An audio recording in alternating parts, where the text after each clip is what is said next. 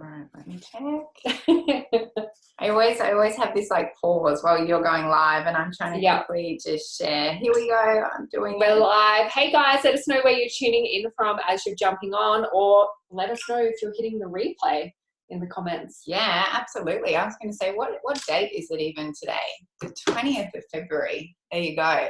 Welcome, everyone. Welcome to our next mum chat, as we call them. These chats are all based, I guess, on Kira and myself. I'm Kimberley, for those that don't know me.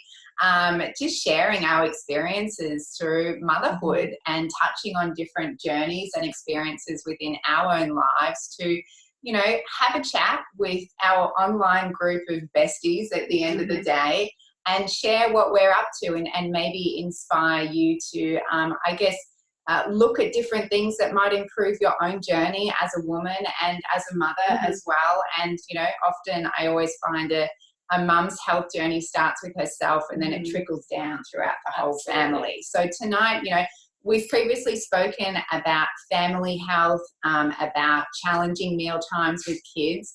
And tonight we wanted to talk more along the lines of, I guess, challenging times as a mother. We want to focus on ourselves. On ourselves tonight. Because it starts with us. It does. I think we should start with a disclaimer, because as you were saying that, I was thinking about all the women who may potentially be in a habit of beating yourself up when you feel like you're not, you know, you're comparing yourself and feeling like you're not measuring up in some way. 100%.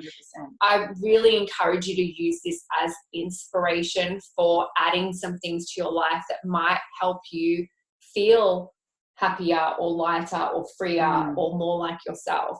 This is not an opportunity for you to beat yourself up even more. No. And we're also not going to provide steps as to how to find yourself as a mother. Yes. We're going to chat about it, right? And I think we all go through different phases on our motherhood journey, and there's always going to be challenging times, right? So it's just a very informal chat, and as we said, maybe you'll seek some inspiration. So I'm sitting here, I just have to say, and I'm looking at your red lipstick, and it's a moment where I could compare myself, because I can't do red lipstick, and you are rocking it. I do red lipstick. And I'm so jealous in the nicest, most loving way right now. I do it day or night, and you know what? It's funny, when my kids were a lot younger, and Ben would be coming home from work and I'd just be like in my mum gear all day with my mum bun on. I'd always put lipstick on because I just felt I always better. had that habit as well. I always made sure that I look, you know, and not because we have to, and why should we, why not make yourself feel good and, you know, and just present yourself beautifully and in the light that you love when your husband's coming home. I used to love doing that. Yeah. Well, red lipstick. Red lip. There's completely off topic now. Step number one. No. Anyway, so I guess, you know, maybe I'll start just sharing a little bit on my motherhood story, and then we're going to chat about different ways through health, food and fitness that have certainly helped me. We're going to touch on some emotional health and our self-worth as a mum as well, our purpose and our passion. We've got 30 minutes, so we're going to treat this as an express info session. But, you know, for me personally, for those that don't know me, I'm a mother of 3 children within 19 months of age. My little girl, Eve, was 11 months old when I found out I was having twins. I was getting 2 for 1. So my parenting journey has been quite condensed and intense, I suppose. And I certainly found myself very quickly being the tired, exhausted, frazzled mum. And I was caught up in, I guess, you know, feeling like that little mouse on a wheel just going round and round, which if you're a mum, I'm sure you can relate to right now. But I suppose I got to a point on my motherhood journey, and I was feeling so exhausted. I was feeling so, I guess, disempowered and disconnected with myself.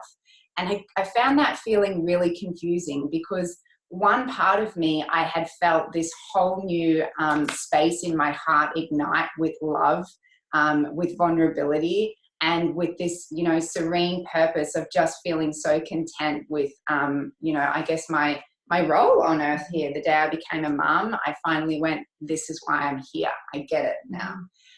So I had this beautiful feeling going on, but at the same time, at the very end of the day, I was feeling, I guess, very you're busier than ever before, but a little bit lonely and a little bit empty. And I found that a very confusing space to be in. So I kind of thought, what's going on here? And I'd stopped all the things that I love doing for myself. I mean, the reality is that happens when you're pouring your energy into other people 24/7. But once again, I learned pretty quickly that you can't pour from an empty cup, right? Nurturing yourself is part of nurturing your children and your family. So for me personally, I looked to food and fitness because I knew that those things lit me up. I knew that I felt better. I knew that I enjoyed that flood of endorphins. And I knew that food gave me, a clearer mind as well. So I went, into, I guess, I went on my own little challenge, I suppose. And certainly for me, my perception on what fitness was had to change.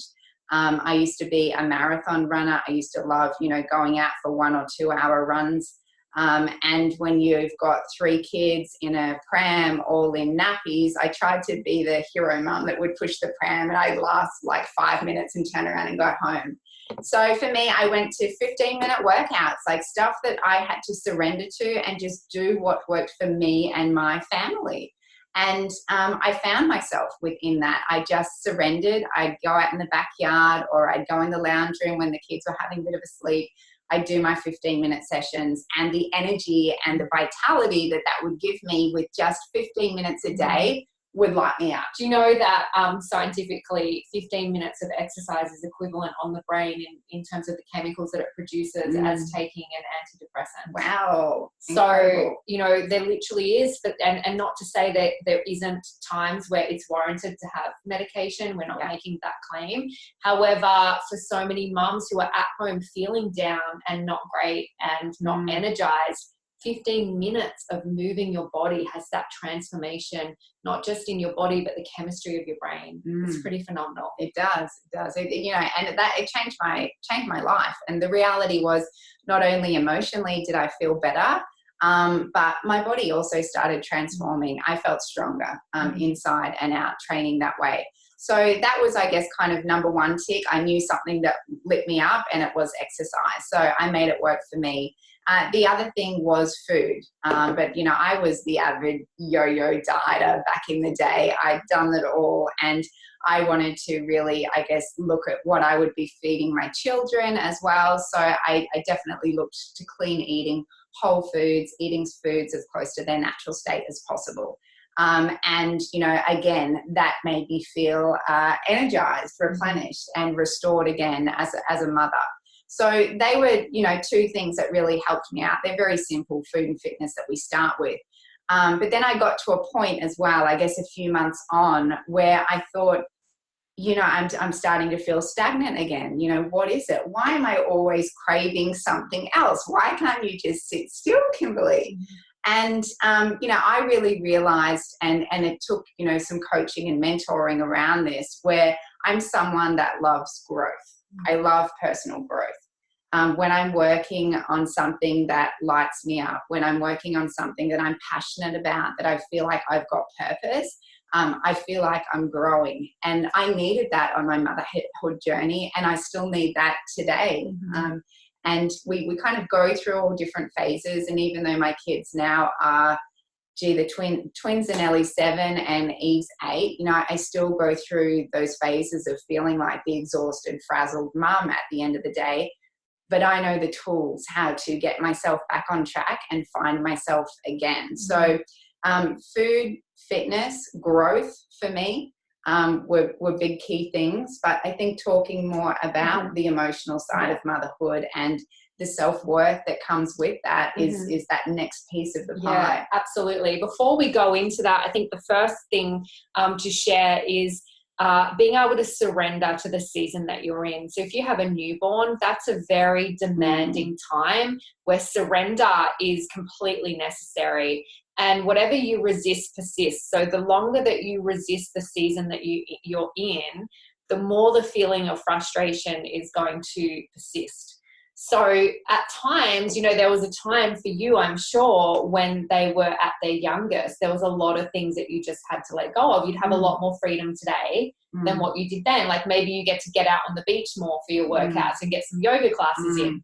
Whereas at the time it was surrendering and going, okay, I'm sure there might be times where your 15 minutes got interrupted and you only got 5 minutes in, for example. Yeah.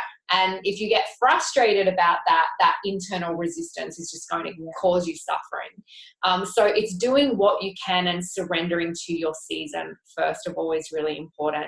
And I think one of the first things on that piece that women lose where they lose themselves and, you know, their beautiful, feminine, flowing self that perhaps they felt before having kids, was they lose flexibility and flow. So if you can just surrender and breathe and just, you know, be as flexible as you can in the season that you're in, I think, it will reduce that suffering. The next thing that I think is really important is to bring play into your day for you, even in those moments where, you know, it's chaos. Yes. What are small ways that you can bring playfulness in, whether it's with your significant other, whether it's with the children, or whether it's just for you? Is seeking out that playfulness is really important, because again, you know, we become so serious as mothers and we center our entire life around the children, and that's how we lose ourselves, because we think that we have to sacrifice everything that we were and everything that we love in order to raise our children. And for a time, there's some truth in that when we have newborns, but as the children grow, we should be able to claim, you know, those parts back. And I think women are at risk, and a lot of women, you know, they get to the stage where their kids move out of home and they haven't claimed anything back for themselves, and then they truly are lost because they really don't know who they are. So in order to prevent that, I think that it's really important not only to, you know, have that flexibility and have that fun and playfulness and bring that back into your life, but I think it's really important to have a purpose. Now, when I say purpose, it doesn't have to be something so groundbreaking and so impactful on a world scale. You know, this is not about transforming lives all around the world. Your purpose might be to raise the most conscious, connected human beings. And that is a damn good purpose, because that does impact the world. Absolutely. Right? So, you know, for me initially, definitely I had a lot of purpose around that, and purpose around raising healthy kids and having a healthy food culture in the home. And then I started extending that purpose just through social media and sharing my passion and my recipes with a community that I didn't even really know were watching. And then everything that you see in my life now kind of built organically from adding that value. And so as my kids got older and I got more time to myself, that purpose just kind of grew. And so it was always perfectly at the level that I was able to handle. It was just a little bit for fun on the side when I had time, and now it's become my full-time gig, which is really cool. But when we have, I think it's so important for human beings to have a sense of purpose. I truly do. And I think that that is tied into our self-worth. For me, finding myself again was losing myself in the service of others. The more I serve others, the more I'm out of self-inward focused, which is suffering. And the more I just feel one and at peace and present, and the emotional revenue that comes with loving on and investing in others, and not in a way where you're giving everything of yourself, because we can feel like that as mothers. When you're doing something truly rewarding, you're receiving so much back, whether it's financial or emotional revenue. It's a cycle that it's just a law of the universe. What you put out, you get back.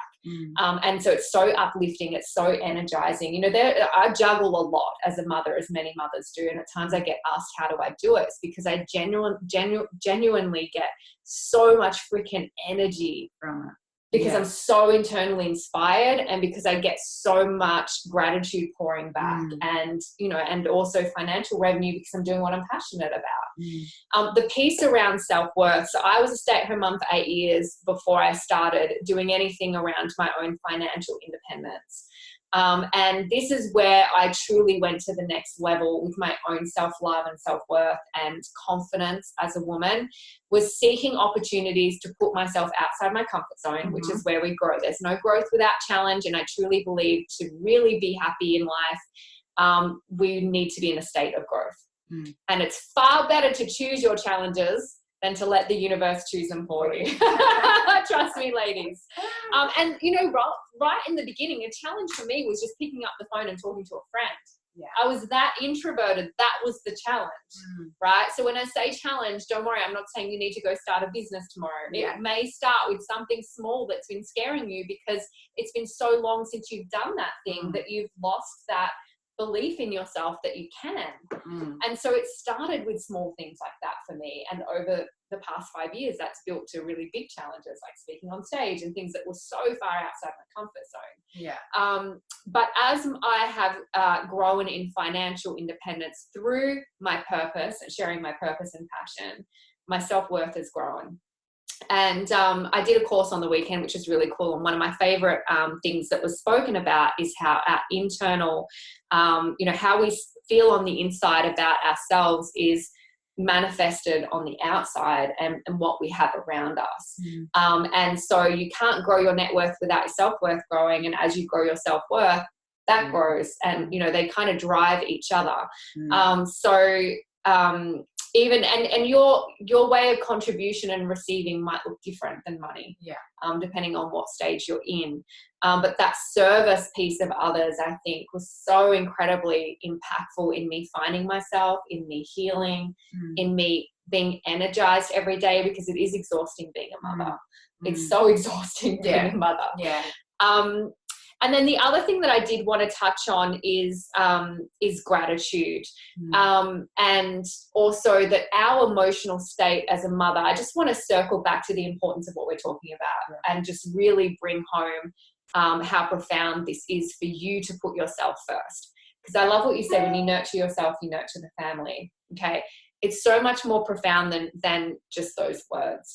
Because when I don't nurture myself, I'm a crazy bitch, right? I snap, I'm on edge, my nervous system is frayed, the kids are noisy, I lose my shit, right? When I stay on top of my emotional state through meditation, through getting out on the beach, through going to the gym, through eating healthy, and just some of those rituals. Now, do I do them all perfectly every day? No. But I know which one I need to call on according to how I'm feeling, right? When I'm not being resourceful. Now, what I know is my emotional state impacts my children. So they are going to vibrate how I'm vibrating. And I remember a time when the father of my kids looked at me and said, the kids are tiptoeing around you. And that was my slap in the face moment, that this is not okay anymore. I need to get a handle on my emotional state, the way I manage stress, the way I manage the juggle, because it was impacting my children. So that's how profound this talk is. You know, that 15 minutes of exercise, that makes you show up as a calmer mother, able to cope with stress better, because your brain chemistry is balanced through doing that. You feel stronger mentally and physically through doing that. So it is your responsibility to look after yourself. It really is. Because I show up 100 times better when I do. One of the most profound moments for me in this conversation, Madeline, my second daughter, was maybe 16 months old, maybe even less. And it was just, you know, when the second child comes and you're juggling so much and they don't get the same amount of care and attention. And I was dropping my eldest one to school and she'd scream all the way there. She'd finally fall asleep. I'd have to get her out of the car to walk my daughter in, and then she'd scream all the way home. And it was just everyday, like, FML moment. Like, you know, just not happy. And I was bitching about something else that was just really frustrating me around that. And I was having a sad to my friend about it, basically. And she loved me enough to say to me, I really think you need to read the book called The Magic. It's about gratitude, right? Again, another slap in the face moment, right? Because in her saying that, I became so self-aware of how ungrateful I was being. And it's as simple as changing your language from I have to do this. I have to stay home with the kids. I'm stuck at home with the kids versus I choose to do this. And how much of a blessing is that? That I had the opportunity, because not all mums do, to be a stay-at-home mum. Like, that's a blessing. And there's so much to be grateful for in that. And I read this book called The Magic, and it transformed my life. That was really the start of probably the most profound growth in terms of my growth, because it rewired my brain in 30 days to a habit, to a state that was habitually in gratitude, which is the most beautiful, peaceful place to live from. And so anytime, there was something that frustrated me, it was my default to circle back and see it in a perspective that brought light and love to my heart. And we can find gratitude in the smallest things, the most challenging things. And it will change your life. It really will. If you're sitting there right now and you're breastfeeding or feeding your baby, however you choose to feed your baby, and you're thinking, oh my God, I wish I could go and do this thing. If you come back to gratitude and just being present with how beautiful that moment is, it brings so much beauty and joy to your life. And science has shown how it rewires your brain. Yeah. And I think that internal noise is such a big one for mums, right? I find it myself, if I am not waking up with intention and purpose and choosing my energy and my thoughts and gratitude for the day. We don't just wake up and hope for the best. You have to go in with those intentions, right? And make the day yours. When I don't I like do that, make the day yours. Do you like that? Was good. Yeah, that was a. I might trademark it. Yeah, you need to. So when we're going into the day like that, you're, as you said, you've got a clearer mind. You've got more patience as a mum, which is a really big one. When we don't do those things, we're the snappy mum. Like, why is my fuse so short? Why am I snapping at everything, at my partner? Because the truth is, often when you snap at the kids, if you actually broke it down, they're technically not being annoying. No, it's what's going on. Yeah, this was a profound moment I had in a meditation, because I kept snapping at my kids with noise. And what I realized was they were just being kids. My internal noise was so loud that their screaming over the top of my internal noise was what was causing me to be crazy. Yeah, and you're telling them to be quiet. You're telling them to be quiet. Like, you need to be quiet. This is what needs to be quiet, right? And, the human mind, we have up to like 80,000 thoughts a day. You've got to really choose them wisely. Yeah. And we're parenting in such a different day and age these days. We wake up, we're putting tabs open on our phone. Our minds are opening all the tabs up. Like, we need to choose what tabs that we want open when, and what hat we're wearing at one time. So, that it's a big one. Like, and I just find so many mums often get overwhelmed because they're like, why did I just say that? Why did I just snap like that? Why am I biting everyone's head off? And it comes back to that inner calmness, but you've got to go to work on that for yourself. No one can do that for you. So bringing, those daily rituals and daily habits into your day, usually in the morning, because it just sets us up for the day, and it's that hour of power. Some people get an hour. Me, I can get my workout done, my meditation, and my mission statement. If you want training around a mission statement and what that is, we have it. And in 18 minutes, I'm done. That's my quick morning when I know I can't get out and about. So it's having discipline in your own routine so that you can show up as the woman that you want to be, as the mother that you want to be, and as the partner that you want to be as well. So it comes. And if you've got newborns and craziness going on and you don't have a chunk of 18 minutes, break it up. Yeah. Like, who cares if you do your mission statement at 12:10, because that's when the baby goes down, or that's when you're breastfeeding and you're multitasking. Like, it's still that's the season you're in, to surrender and do it in the moments that you can. It's still going to profoundly impact your experience every day. A big one for me, because we touched on breastfeeding a few times. At nighttime, and I know it's different for everyone, but nighttime is such a beautiful time to meditate rather than be on your phone. If you're waking up during the night to breastfeed, I know what we're like. We can just pick up our phone. It's easy. We're looking at something.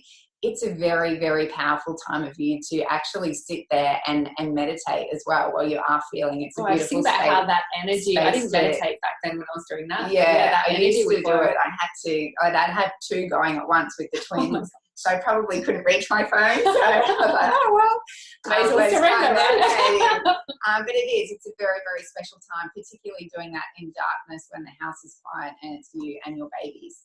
But the internal noise is a big one. The other thing that you touched on there was, doing more of the things that light you up. And often the chances are the things that you used to love doing when you were younger are the things that are going to light you up today.